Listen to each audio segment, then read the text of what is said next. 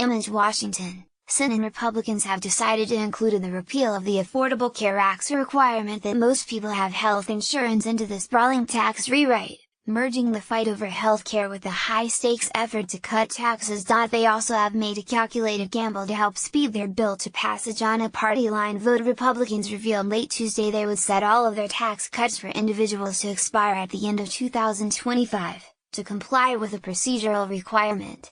Their deep cut in the corporate tax rate would remain permanent. Both the expiration decision and the move to tuck the repeal of the so-called individual mandate into the tax overhaul are attempts by Republicans to solve two problems: math and politics. Repealing the mandate, a long-standing Republican goal, would save hundreds of billions of dollars over the next decade. That would free up money that is earmarked to expand middle-class tax cuts. Setting individual provisions to expire helps hold down the overall cost of the bill, which can add no more than $1.5 trillion to the deficit over 10 years and cannot add to deficits after 10 years. Mandate repeal could also help secure the votes of the most conservative senators, enabling lawmakers to pass the bill along party lines. The decision to set individual provisions to expire at the end of 2025 could set up a potential fiscal cliff situation akin to the one President Barack Obama and Congress faced at the end of 2012. Those breaks include tax rate reductions, the near doubling of the standard deduction, and a provision to reduce the number of Americans who would have to pay the estate tax. Republicans made those changes to stay within Senate rules that allow them to pass a bill on a party line vote, as promised. They did not set expiration dates on the bill's corporate rate cut. If the bill were to become law, and Congress did not seek to make those provisions permanent, tax bills would rise for vast parts of the country in 2026. The mandate repeal would save more than $300 billion over a decade but result in 13 million fewer Americans being covered by health insurance by the end of that period, according to the Congressional Budget Office.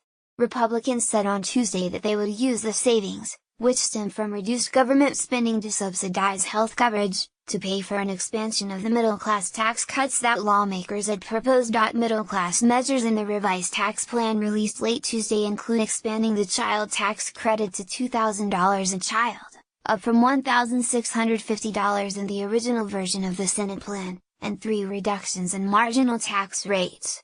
One rate would fall to 22% from 22.5%, another to 24% from 25%. And another to 32% from 32.5%. On the House side, members of the Rules Committee met Tuesday evening, one day earlier than scheduled, to pave the way for a floor vote on Thursday. Democrats said the mandate repeal would underwrite tax cuts for the rich at the expense of people who buy insurance on the individual market. The people this is going to hit are middle-class people that ostensibly this whole bill was supposed to be about helping, said Senator Claire McCaskill, Democrat of Missouri and a member of the Finance Committee. Average health insurance premiums in the individual market would increase by about 10%, but insurance markets would remain stable in almost all parts of the country, the Budget Office found. President Trump has urged his fellow Republicans to repeal the mandate in their tax bill, and in recent days, the idea has gained steam in the Senate Republican conference as lawmakers try to come up with a plan that can receive at least 50 votes. We're optimistic that inserting the individual mandate repeal would be helpful,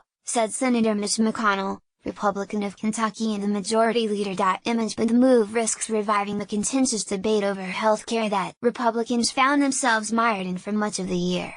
Previous efforts to dismantle the Affordable Care Act have failed, leaving Republicans with little legislative success to show for their congressional majority. This is turning a tax bill into a health care bill, with our colleagues getting an hour's worth of notice, said Senator Ron Wyden of Oregon, the top Democrat on the Finance Committee. In a letter on Tuesday, groups representing doctors, hospitals and insurers urged congressional leaders to keep the individual mandate in place.